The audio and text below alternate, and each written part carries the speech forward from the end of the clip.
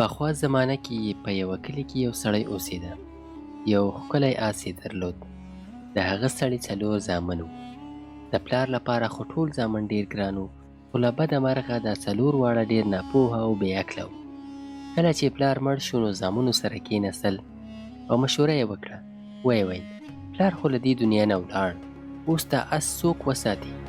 نو هغوی داسې فیصله وکړه چې آس به حلال کړي او په خپلو کې به یې وویشي، تر څو هر یو ته یوه پښه ورسیږي.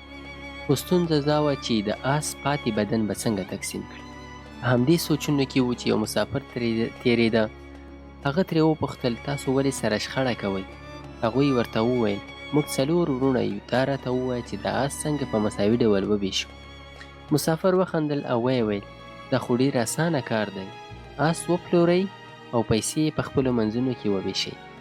وروڼو دا خبره ومنل او ښار ته د تلو لپاره روان شول. د لارې په منځ کې له یوه ځنګله تېر شول. شپه شوه، ستړي شول او هماغلته ویده شول. نیمه شپه یو غل راغی او ویې لیدل چې ټول ژور ویده دي. ورو ورو یې د آس رسۍ خلاصه کړه او آس یې وتښتاوه. سبا چې یو ورور راویښ شو ویې لیدل چې آس نشته. ژر یې نور وروڼه راویښ کړل. یو ورور وویل پرېږده ښایي رمضان خان وړی وي، سبا به یې ګورو. سهار ټول د رمضان خان د لټون لپاره روان شول. په لاره کې یې د اوښ د پښو نښې ولیدې. یو ورور وویل دا د اوښ نښې دي. بل وویل دا نر اوښ دی. دریم وویل دا اوښ یوه سترګه هم ړنده ده. څلورم وویل رسۍ یې هم شلولې ده. وروسته یو سړی راغی او ویې پوښتل آیا تاسو زما اوښ لیدلی؟ هغوی همغه خبرې ورته وکړې، خو بیا یې وویل موږ اوښ نه دی لیدلی. هغه سړي په غوسه شو او ویې ویل تاسو هر څه پوهیږئ، خو وایئ چې موږ نه دی لیدلی. او هغوی د پاچا حضور ته بوتلل. په لاره کې د یوې ښځې د پښو نښې هم ولیدې. یو ورور وویل دا د ښځې نښې دي. بل وویل له کوره په کار وتلې ده. دریم وویل امیندواره هم ده. یو بل سړی راغی او ویې پوښتل آیا زما ښځه مو لیدلې ده؟ هغوی بیا هماغه نښې ورته بیان کړې، خو ویې ویل موږ نه ده لیدلې. هماغه هم په شک کې شو او له هغوی سره د پاچا دربار ته لاړ.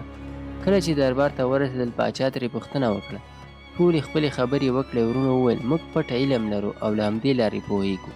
پاچا د ازموینې لپاره یو انار په صندوق کې کېښود او ویې ویل ووایه چې په دې صندوق کې څه دي؟ ورونو وویل یو ګرد شی دی، په سر یې تاج دی.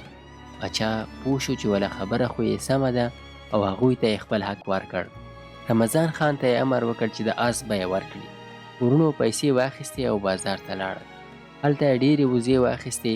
د بېرته راتګ پر مهال بیا په یوه ځنګله کې ویده شول. یو ورور ویښ شو او داسې فکر یې وکړ چې وزې پر دوی د برید پلان لري.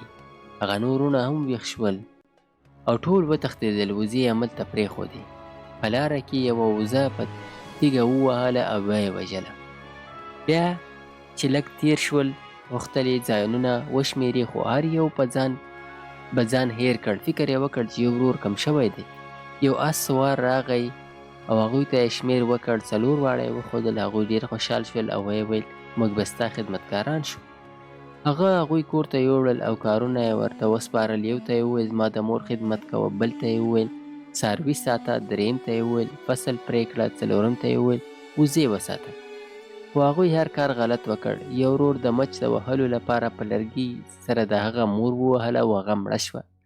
بل ورور غواوې حلالې کړې. دریم فصل وسوځاوه. څلورم پرېښودل چې سپي وزې وخوري. کله چې آس سوار راغی هر څه یې خراب ولیدل. ډېر غوسه شو، خو بیا یې بښنه وکړه او ویې ویل کبر وباسئ. خو هغوی یو ډېر کوچنی کبر وکیند او بیا یې د مړي د وړلو پر ځای مړی له لاسه ورکړ. پر ځای یې یوه بله بوډۍ ښځه راویستله. آس سوار پوه شو چې دا ډېر ناپوهه او بې عقله خلک دي. خپله یې د مور مړی پیدا کړ او په عزت یې خاورو ته وسپاره. په پای کې هغه نور نشو زغملی. 4 وروڼه یې له کوره وشړل او د هغوی نه خلاص شو.